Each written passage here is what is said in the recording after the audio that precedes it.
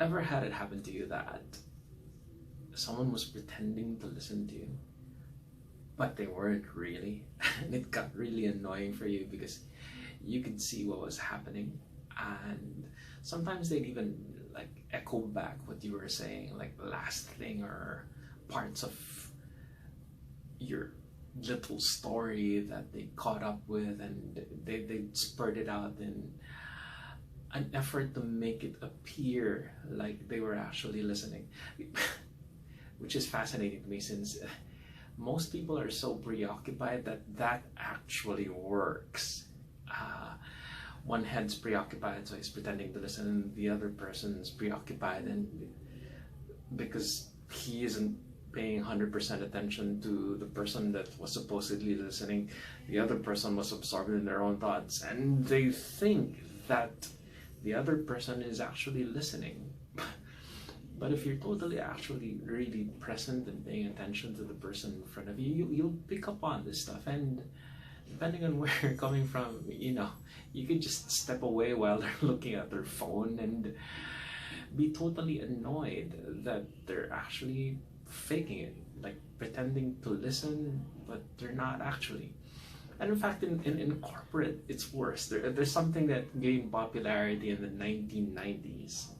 It's called active shifting. I mean active listening.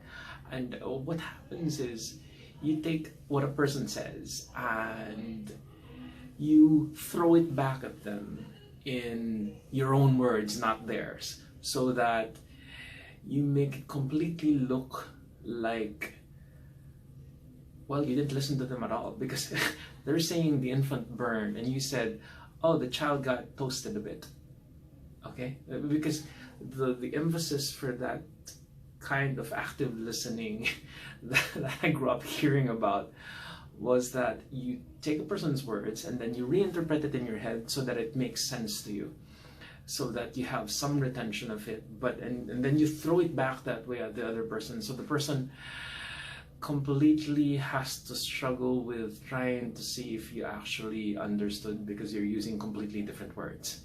And it's a counter reaction to the culture where people just echoed something back and said what you said and said what you said and said it back, which was irritating in itself also. So both sides of the fence, just echoing back completely, came off as nagging, annoying. And the critical thing is that the person wasn't actually listening. They were just spouting it back. So it didn't contain the tonality and the subtleties of data that come with the words when they're delivered. and that's when you can pick out that it's a farce. And then the other side of the equation, where there's this active listening and it's actually active reinterpretation and misinterpretation. And that even that can turn into like a good discussion if both people were actually listening and paying attention, and one was correcting you and you actually listened and no, that's not what I meant, that's not what I said, and you correct each other, and that works. In an effort to actually understand, you're threshing it out and going through details until it actually makes sense. Or the huge unshiny alternative, actually listen, and if there were words that the other person was actually leaning on or using, why not use them? Why not be bold and use them anyway? They seemed important to the person, and if they weren't clear, like, clarify. And all it takes is you just shutting up and actually paying attention to the person in front of you. Yeah, really hard to do when your head's in the clouds or on your cell phone or involved in social media and you don't know how to concentrate.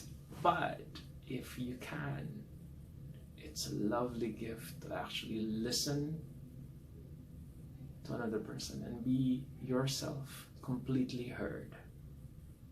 And I hope this rings true with you. And if you'd like to learn more about really communicating with people, really speaking so that you're heard, and really listening so that you hear, let us know and we'll guide you through. Cheers.